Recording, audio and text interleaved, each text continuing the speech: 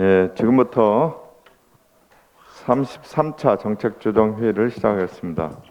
먼저 김태년 원내대표님의 모두 발언이 있겠습니다. 네, 마침내 내일 우리 국민들께서 오래 기다려온 코로나19 백신 접종이 시작됩니다. 코로나 종식으로 가는 분명한 전환점이 될 것입니다. 아스트라제네카 백신 78만 명분이 오늘부터 전국 보건소와 요양병원으로 배송됩니다. 정부는 9월까지 전 국민 70%에 대한 1차 접종을 시행한다는 목표 아래 투명성과 공정성의 원칙에 따라 예방접종을 시행할 계획입니다. 정부는 백신 수송부터 유통, 접종의 과정에 한치의 차질이 없도록 만전을 기해 주시기 바랍니다.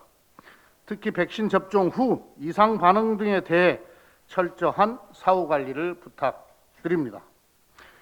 백신 접종이 시작된 상황에서 이제는 정쟁 대신 야당의 초당적 협력이 필요합니다. 65세 이상 고령층에 대해 아스트라제네카 백신 접종을 미룬 것은 안전성 때문이 아닙니다. 고령층에 대한 백신의 효능을 판단할 표본이 적어 충분한 결과를 확인한 후 접종하기로 한 것입니다. 그런데도 사회 일각에서 백신 공포를 부추기는 가짜뉴스 유포가 심히 우려스러운 수준입니다. 스코틀랜드에서 아스트라제네카 백신을 1차 접종한 결과 입원 위험을 94% 낮추는 것으로 조사됐습니다. 특히 65세 이상 고령층에 대해서도 80%의 입원 위험 감소 효과가 있는 것으로 나타났습니다.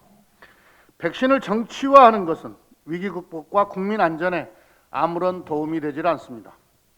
무책임한 선동으로 국민을 혼란에 빠뜨릴 것이라면 차라리 가만히 있는 것이 국민을 돕는 것입니다. 더불어민주당과 정부는 백신 접종 기간 동안 비상체제를 유지하고 안전하고 신속한 접종을 통해 국민의 일상 회복을 앞당길 수 있도록 최선을 다하겠습니다. 내일 2월 임시국회 본회의가 열립니다. 민주당은 2월 국회에서 민생경제 회복과 규제 혁신, K-뉴딜의 기반 마련을 위한 입법에 집중해 왔습니다. 내일 본회의에서는 민생 회복과 경제 활력을 북돋을 법안들이 처리를 기다리고 있습니다. 스마트 도시법 개정안 등 규제 샌드박스 법안, 국가공간정보기본법 등 K-뉴딜 법안들이 이번 본회의 처리 대상입니다. 코로나19 대응 입법도 매우 중요합니다. 착한 임대인의 세금을 감면해주는 조세 특례 제한법, 감염병 대유행과 같은 위기 시에 백신 치료제 등 의약품과 의료기기의 신속 개발과 공급을 위한 공중보건 위기 대응 의약품 개발 및 지원법도 처리하겠습니다. 그리고 가덕도 신공항 특별법도 26일 본회의에서 반드시 처리하겠습니다. 코로나 종식의 전환점이 될 백신 접종이 시작됩니다. 이제 국회가 앞장서서 민생 회복과 경제 반등의 토대를 만들어야 합니다. 지금이야말로 일하는 국회를 만들겠다는 21대 국회의 약속을 여야가 함께 실천할 때입니다. 민주당은 하나라도 더 많은 입법 성과를 내기 위해 당력을 집중할 것입니다. 본회의 직전까지 심의를 거듭해 한 건이라도 더 많은 법안을 통과시키기 위해 최선을 다하겠습니다. 야당도 무조건 법안을 반대하거나 상임위에 붙잡아 두려고만 하지 말고 민생과 경제 회복을 위한 입법에 함께 협력하기를 기대합니다. 2월 국회가 코로나 위기 극복을 위해 여야가 초당적으로 협력할 생산적 국회로 역사에 남기를 바랍니다. 우리 아이들의 개학이 불과 일주일도 남지 않았습니다. 닷새 뒤면 유치원생과 초등학교 1, 2학년, 고3 학생들이 매일 등교합니다. 교육부는 방역 당국과 함께 지난 한 달간 학교 방역 지침을 보완해 왔습니다. 방역 전담 인원 5만 4천 명을 학교에 배치하고 학생과 교직원이 진단검사를 받으면 등교를 중단하는 등 세부 지침도 마련했습니다. 학교가 안전한 배움터가 되도록 대비책을 빈틈없이 세웠을 것으로 기대합니다. 마스크를 벗어야 하는 급식, 환경관리 등에 대한 상시 점검도 중요합니다. 교육부와 방역당국은 등교 수업이 안정될 때까지 면밀하게 관리해 주시기를 바랍니다. 코로나 장기화로 인해 커진 학습 격차 문제도 세심하게 풀어 합니다. 학생들의 전반적 학력 수준이 낮아진 것도 걱정이지만 학습 격차가 벌어지는 현상은 시급히 개선해야 합니다. 여전히 원격 수업을 병행해야 하는 상황인 만큼 쌍방향 수업을 확대하고 피드백을 강화하는 등 대책을 세워야 합니다. 더불어민주당은 기초학력보장법과 디지털 원격교육기본법을 조속히 처리해 학력 격차를 해소하고 원격교육 강화의 토대를 마련하겠습니다. 방역을 철저히 하면서 등교 수업이 안전하게 이루어지도록 교육당국과 학생, 학부모 모두의 대비와 협력을 당부드립니다. 민주당은 우리 아이들이 일상 수업을 회복하면서 맞춤형 학습 지도를 받을 수 있도록 힘쓰겠습니다. 친환경 모빌리티는 전 세계 자동차 산업의 미래입니다. 정부는 그제 친환경 자동차 개발과 보급을 위한 기본 계획을 발표했습니다.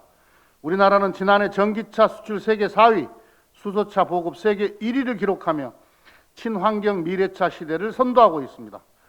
정부는 친환경차 시대를 더욱 앞당기기 위해 2030년까지 친환경차 보급을 785만 대로 확대하기로 했습니다. 친환경 자동차는 기후위기에 대응하는 그린 뉴딜의 핵심 사업입니다. 2050년 탄소 중립 실현을 위해서는 자동차에서 배출되는 온실가스를 대폭 감축해야 합니다. 세계 주요국들도 탄소 중립을 위해 내연 기관차 규제를 강화하고 있습니다. 정부 계획대로 전기차를 보급하면 2030년에 온실가스 24%를 감축할 수 있습니다. 더불어민주당이 대한민국 탄소 중립사의 전환을 선도하겠습니다. 민주당은 정부와 함께 국내 자동차 산업을 친환경 미래차 생태계로 빠르게 전환해 세계 최고 수준의 경쟁력을 확보할 수 있도록 지원하겠습니다. 친환경차 인프라 확충을 위해 2025년까지 전기차 충전소 50만 기를 보급하고 수소 충전소는 450개소를 설치하겠습니다. 사업용 수소차 연료 보조금 지급을 지원하는 여객 자동차 운수사업법과 화물 자동차 운수사업법의 처리를 앞당기겠습니다. 그린 뉴딜 기본법 등 지속 가능한 탄소 중립 사회 이행을 위한 법안도 차질 없이 추진하겠습니다. 더불어민주당은 2050 탄소 중립 실현을 위한 재원 확보와 제도적 기반 마련에 앞장설 것을 약속드립니다. 감사합니다. 다음은 홍익표 정책위 의장의 모두 발언이 있겠습니다. 네, 한국은행이 지난 23일 발표한 작년 4분기 가계신용 통계에 따르면 가계부채가 사상 처음으로 1,700조 원을 넘어섰습니다. 2020년 지난 한 해 늘어난 가계부채가 125조 8천억 원에 달하는데 이것은 전년도에 비해서 거의 2배 이상 늘어난 증가폭입니다. 여러 가지 이유가 있습니다. 부동산 가격이 상승하면서 부동산 가격 상승에 따른 대출이 늘어난 게 있고요. 두 번째는 신용 대출을 통해서 주식 시장 등에 투자한 것도 영향을 준 것 같습니다. 또 하나 영향을 준 것은 코로나19가 지난해 내내 장기화되면서 생활자금 수요에 따른 대출도 한 요인이 된 것으로 보입니다. 지난해 하반기부터 큰 폭의 증가세를 보인 가계부채는 통계 작성을 시작한 2003년 이래 가장 높은 수치입니다. 국민 1인당 약 3,300만 원의 빚을 지고 있어 현재는 물론 앞으로 미래를 낙관하기도 어려운 상황이고 OECD나 IMF 등에서도 한국 경제의 가장 리스크 요인 중 하나로 가계부채 관리를 지적하고 있습니다. 이런 상황에서 현재와 1년 뒤를 비교한 물가 수준 전망 지수도 2포인트 상승해 1년 8개월 만에 최고치를 기록했습니다. 특히 소비자 물가 상승에 영향을 미치는 품목으로 농축 수산물과 집세, 공공요금이 1, 2, 3위로 꼽혀 의식주의 영위가 더 어려워지고 있습니다. 식품 소비비와 전기세, 수도세 등의 공공요금의 상승은 코로나19로 인해 집에서 머무는 시간이 늘어난 서민들의 삶에 경제적 부담을 더욱 가중시킬 것입니다. 거시경제 지표가 좋아져도 서민들이 직접적으로 체감할 수 없는 것이 바로 이러한 이유일 것으로 보입니다. 어려운 민생 경제를 살리기 위해 우선적으로 금융위원회는 코로나19 확산에 따른 중소기업, 소상공인 대출 만기 연장과 이자 상환 유예 조치를 연장하기로 시장과 협의 중에 있으며 긍정적인 결과를 다음 주 초에 발표할 것이라고 합니다. 좋은 결과가 있을 것으로 기대하고 있습니다. 또한 각 지자체들은 중소상공인과 무급휴직자를 대상으로 공과금 감면 지원을 하고 있습니다.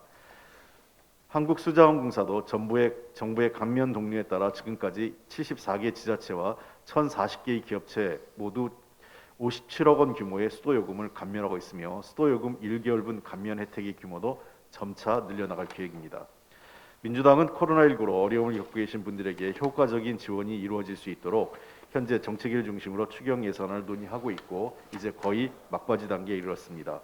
코로나19 확산에 직격탄을 맞으신 피해 업종, 피해 계층에게 직접적이고 실질적인 도움이 될 수 있도록 정부와 함께 코로나19 피해가 심각한 특별 피해 업종 소상공인을 대상으로 전기요금 일부를 감면하고 전기, 도시가스 요금의 납부 유예 등의 공과금 지원액 증감 방안도 적극 검토 중에 있습니다. 어려운 상황 속에 계신 국민 여러분께 더 많이, 더 빨리 도움을 드리고자 이번 추경이 시행되는 만큼 최대한 신속하게 지원될 수 있도록 최선을 다하겠습니다. 어제 정부는 제30차 비상경제중앙대책본부에서 특수고용 노동자들에 대한 고용보험 적용을 발표했습니다.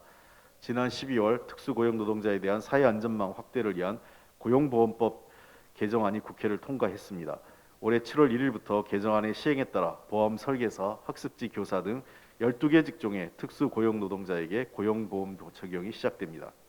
2022년 1월부터는 퀵서비스와 대리운전에 대한 고용보험 적용이 시작될 예정입니다. 지금까지 특수고용 노동자라는 고용보험의 사각지대를 줄이기 위한 노력이 결실을 맺고 있습니다. 월 보수 80만 원 이상을 받는 특수고용 노동자라면 누구라도 고용보험에 가입할 수 있도록 기준을 세우고 저소득 특수고용 노동자도 실질적인 보호를 받을 수 있도록 소득을 합산하여 계산할 수 있는 기준을 설정합니다. 국민을 실업으로부터 지키는 고용안전망 양축의 하나인 한국형 실업부조가 올해 시행된 데 이어 전국민 고용보험 시대를 향해 나아가고 있습니다. 그러나 지난 월요일 국회에 있었던 산업재해 청문회에 드러났듯 노동자를 지키는 사회를 만들기 위해 가야 할 길은 아직 멉니다. 전국민 소득 파악을 위한 소득세법과 법인세법 개정안이 기재위 소위에서 가결되어 본회의 통과를 앞두고 있습니다. 2022년에는 플랫폼 노동자들을, 2024년 이후에는 자영업자들을 고용보험 체계 내에 편입시켜 2025년에는 본격적인 전국민 고용보험 시대를 열어 복지국가로 나아가는 길을 탄탄히 하겠습니다. 그 길까지 나아가는 동안 멈추지 않고 노동자와 그 서민 대중의 어려움을 도울 수 있도록 당정이 함께 하겠습니다. 최근 상임위에서 논의된 것 몇 가지만 좀 말씀을 드리겠습니다. ABC 협회가 주요 일간지 부수 조작에 대해서 ABC 협회에 발표된 주요 일간지 부수가 조작됐다는 내용이 거론되고 있습니다. 빠른 시일 내에 문화체육관광부는 사실관계를 조사해서 밝혀주시기 바랍니다. 종이신문 유료 부수 문제는 그동안 계속 제기되었던 언론개혁의 과제 중에 하나였습니다. 지난해 12월 ABC 협회가 내부 고발자로 인해서 문체부에 진정서가 접수되면서 이 조사가 시작됐는데요. 문체부의 일부 현장 조사 결과에 따르면 실제 주요 언론사들의 공시 부수보다는 실제 조사 결과는 그 절반 수준에 도 못 미치는 49%에 불과하다는 것입니다. 조선일보의 경우 지난해 ABC가 발표한 게 116만 부에 달하는데 실제 일부 조사한 결과에 따르는 그 절반이면 58만 부 내에 불과하다는 것입니다. 몇 가지 사실관계를 밝혀야 됩니다. 이 과정에서 ABC협회 임직원이 개입해서 허위 공시 결과를 발표하도록 압력을 가했는지, 그리고 신문사가 허위 자료를 제출해서 이러한 ABC 조작에 함께 했는지, 이 내용을 문체부는 빠른 시일 내에 조사 결과를 발표하고 필요하면 검찰의 수사를 의뢰해야 됩니다.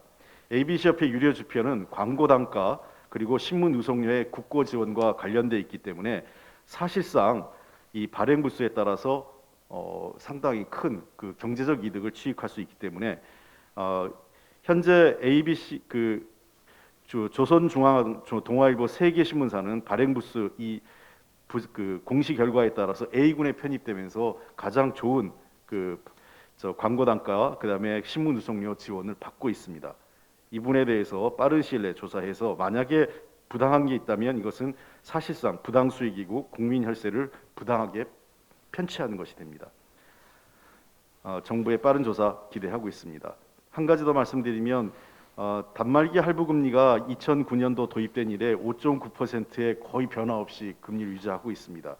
기준금리가 당시 3.25%에서 0.5%까지 하락했는데도 아무런 변동 없이 이어지고 있는데 이것이 이 통신 3사가 어떻게 이러한 것들을 유지하고 있는지에 대해서 주무부처인 과학기술부와 방통위는 빠른 시일 내에 조사해서 필요한 조치를 취해야 되고 금리 인하 할부 금리 인하 조치를 취해야 됩니다. 특히 통신 3사 영업 비밀이라고 하면서 세부 내역을 밝힐 수 없음에도 불구하고 이 3사의 그 금리가 단말기 환불 금리가 5.9%로 동일하게 10년째 거의 유지되고 있는 것은 담합의 가능성도 있다는 측면에서 공정위에게 다시 한번 그 담합 가능성 여부에 대해서도 정밀하게 조사해 줄 것을 촉구합니다. 이상입니다. 네, 다음은 이용빈 원내부대표의 현안 발언이 있겠습니다. 광주 광산갑 출신 이용빈입니다. 한 달째 공회전 중인 방송통신심의위원회에 관련해서 말씀드리겠습니다. 국힘당은 조속히 방송통신심의위원을 추천해야 합니다. 5기 방심위가 한 달째 아무것도 하지 못하는 식물기관 상태입니다. 현행법상 방송통신심의위원은 총 9명으로 구성되고 국회 추천 몫이 6인입니다. 그중 야당이 추천해야 할 몫이 3명입니다. 그러나 국힘당은 자당 추천 몫을 아직까지 추천하지 않아서 공당으로서 무책임한 모습을 보여주고 있습니다. 방송통신심의위원회는 방송 내용의 공정성과 공공성뿐만 아니라 불법 유통 정보를 심의하는 민간 독립기구입니다. 방송통신심의위원회는 가짜뉴스, 디지털 성범죄 정보 등 불법 유해 정보를 차단하고 삭제해서 유해한 정보로부터 아이들과 국민들을 지켜내는 정보의 방역과 백신 같은 업무를 하는 곳입니다. 내일부터 백신 접종이 본격적으로 시작됩니다. 백신 불신을 악의적으로 퍼뜨려서 국민들의 불안감을 조성하려는 가짜 뉴스들에 대한 대응 방안 마련도 시급합니다. 방심위가 적극 대응해야 하는 중요한 시기입니다. 방심위 업무 성격상 한순간도 소홀히해서는 안 되는 곳입니다. 작년 한 해 국민들이 불법 유해 정보 시정을 요구한 건수가 약 21만 건에 달합니다. 월 평균 17,000건을 처리해야 했습니다. 디지털 성범죄 정보의 경우 월 평균 약 3,000건, 하루에 약 100건을 처리했습니다. 이러한 중요한 역할을 해야 하는 방심위원들을 추천하지 않고 있는 것은 직무유기고 자신들에게 주어진 책임과 권한을 스스로 포기하는 것입니다. 불법 정보를 국민들께 감염시키고 있는 일이나 다름이 없는 것입니다. 국민의힘이 후보자 추천을 하지 않는 동안 쌓인 심의 안건이 2월 7일 기준으로 무려 6,265건이나 됩니다. 그중 448건이 디지털 성범죄 관련입니다. 불법 유해 정보는 퍼지는 속도가 빠르고 그 피해는 걷잡을 수 없습니다. 방심위 구성이 늦어지는 동안에 불법 유해 정보가 여과 없이 분출돼서 디지털 성범죄와 제2의 N번방 사태를 막지 못하게 되는 것입니다. 그 피해는 고스란히 국민들께 돌아갑니다. 국힘당은 국민들이 피해를 당해도 괜찮다는 생각이 아니라면 방심위원을 조속히 추천할 것을 거듭 촉구합니다. 이상입니다. 다음은 이모선 원내부대표의 현안 발언이 있겠습니다. 충북 증평 진천 음성 이모선 부대표입니다. 대구계에서 시작된 학교 폭로가 확산되면서 사회 문제로 대두되고 있습니다. 어제 문체부와 교육부가 학교 운동부 폭력 근절 및 스포츠 인권 보호체계 개선 방안을 내놓았습니다만 개학을 앞두고 내 자녀 또한 피해자가 될지 모른다는 국민들의 우려가 확산되고 있습니다. 지난 1월 교육부가 발표한 학교폭력 실태 전수조사에 따르면 피해자라고 답한 비율이 0.9%입니다. 반면 목격자 비율은 2배 이상 높은 2.3%에 달합니다. 피해 학생 중 17.6%는 신고를 포기했습니다. 숨은 피해자가 그만큼 많다는 뜻입니다. 신종 사이버 폭력도 문제입니다. 익명의 에스크앱 등 소셜미디어를 통한 가해가 8.9%에서 12.3%로 늘었습니다. 어제 이낙연 대표께서 실효적 대책을 주문하셨듯이 피해자의 일상이 회복될 수 있는 체계를 만들어야 합니다. 우리 당은 지난 총선에서 학교폭력 회복과 보호 중심의 대책을 공약한 바 있습니다. 피해 학생 원스톱 지원체계 구축과 학교폭력 전문 인력 운영 등 이행 사항을 점검하고 해결책을 마련해 가겠습니다. 특히 올해는 경찰 수사권 독립 원년인 만큼 학교 전담 경찰관을 중심으로 학교폭력 피해 구제부터 피해 회복에 이르기까지 종합적인 개선책을 마련해 국민 신뢰를 회복해 줄 것을 당부드립니다.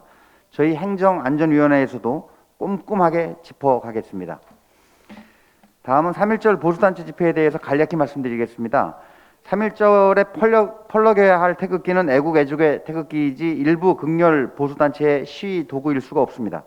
코로나19 재확산까지 불사하겠다는 보수단체의 집회는 민족 전체를 생각한 3.1운동 정신에 정면으로 반하는 행위입니다. 기본권 제한 운운하지만 그렇지 않습니다. 23일 기준 3.1절에 신청된 242건의 집회 중 161건이 허용됐습니다. 방역 지침에 어긋난 81건만이 금지되었습니다. 본격적인 백신 접종이 시작되고 계약을 코앞에 둔 시점에서 국민의 불안을 확산시키는 집회 계획을 즉각 중단해 줄 것을 강력히 촉구합니다. 경찰 등 관계 당국에서도 사전에 빈틈이 없도록 철저히 대비해 줄 것을 아울러 당부드립니다. 이상입니다. 다음은 홍정민 원내대변인의 현안 발언이 있겠습니다. 예, 경기 고양시병 출신 홍정민입니다. 지난 23일 국회 과방위에서는 법안 소위를 열어 여야 국회의원 7명이 발의한 구글 인앱 결제 강제를 방지하는 내용의 전기통신사업법 개정안을 논의했습니다. 그리고 과방위 법안 소위를 앞두고 인터넷기업협회, 벤처기업협회, 한국출판인협회, 한국소비자연맹까지 인터넷 업계는 물론 콘텐츠 제작자분들과 소비자 단체까지 나서서 전기통신사업법의 소위 통과를 요청하는 성명서를 발표했습니다. 그만큼 구글의 인앱 결제 강제와 수수료 30% 부과가 앱 생태계 및 소비자 생활 전반에 걸쳐서 큰 피해를 초래하기 때문이었습니다. 그러나 국민의힘의 반대로 다시 한번 소위 통과가 무산되었습니다. 국민의힘이 구글 갑질 방지법이 한미 간 통상마찰을 야기할 우려가 있다는 구글 측 입장을 대변했기 때문입니다.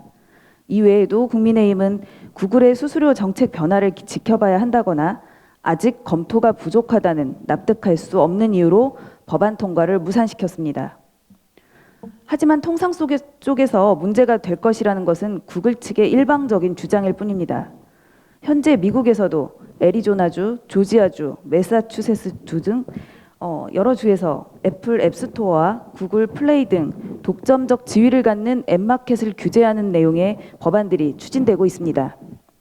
미국의 여러 주에서도 같은 취지의 법안이 추진되고 있는 상황에서 우리나라의 입법이 통상 문제가 된다는 것은 구글의 논리일 뿐이지 실제 통상 문제로 이어질 가능성은 없습니다. 또한 구글이 인앱 결제 수수료를 낮춘다는 계획이라는 언론의 보도가 있었습니다. 예상컨대 애플과 비슷하게 매출액을 기준으로 수수료율을 달리 적용하는 방식일 것입니다. 그러나 문제의 핵심은 독점적 지위를 가진 앱마켓 사업자가 특정 결제 수단을 강제하는 것이 문제이지 단순히 수수료 몇 %의 문제가 아닙니다. 실제 스타트업 업계에서도 구글의 발표에 부정적인 반응을 보이고 있습니다. 검토가 부족하다는 국민의힘의 주장도 이미 과기부와 방통위에 구글 인앱 결제 피해 실태 조사까지 발표된 지금 억지 논리에 불과합니다. 결국 구글 인앱 결제 강제의 근본적인 문제 해결은 전기통신사업법 개정안 통과입니다. 인터넷 업계와 콘텐츠 제작자 그리고 소비자가 원하는 법안을 반대하는 것은 오직 국민의힘밖에 없습니다. 국민의힘은 더 이상 구글의 입장을 대변할 것이 아니라 국민의 입장을 대변하시기 바랍니다. 이상입니다. 예, 이상으로 회의를 비공개로 전환하겠습니다. 협조 부탁드립니다.